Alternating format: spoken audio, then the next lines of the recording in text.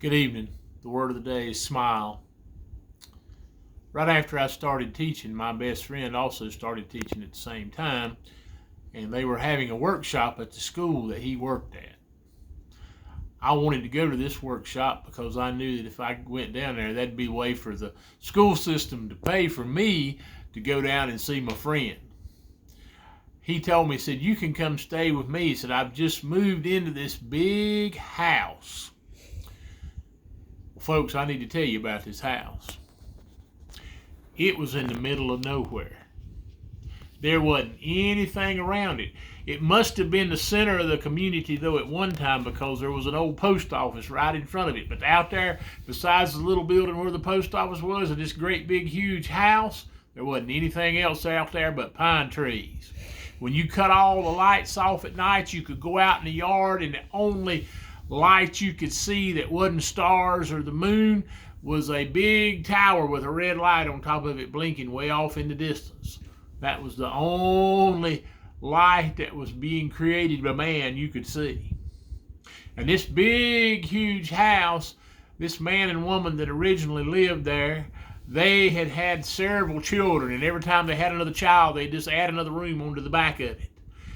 It was kind of wild because it just kept going back and back and back. There was just room after room after room. They must have had about a dozen children.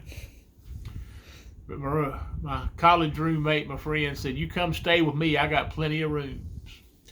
Well, folks, people that rented him this house, the lady that passed away and these people inherited it, said, "You can stay there, so we won't charge you much rent. Just leave everything like it is. Don't mess with anything. So if you need to use any of the utensils or anything, that's fine."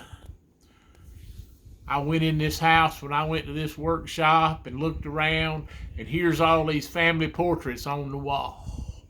You could imagine those movies where the eyes come in the portrait and follow you around. That's what it reminded me of, all these people looking at you. We cut all the lights off and went to bed, and I was laying there kind of feeling uneasy. But I finally dozed off, went to sleep. And about the time I woke up, when I come to, I thought, something just ain't right. I just don't know about this place. And I looked over on the nightstand, and there was the woman's teeth smiling at me. They had left her false teeth right there on the nightstand in the cup. I told my friend when I left there, I said, "I sure have enjoyed seeing you, but I ain't never coming back here and stay here and let that woman's teeth smile at me again." And I was thankful when he moved out of there and went to someplace else. I hope if you get a smile anytime today or tomorrow, it's not somebody's false teeth that's done passed away looking back at you. Have a great day.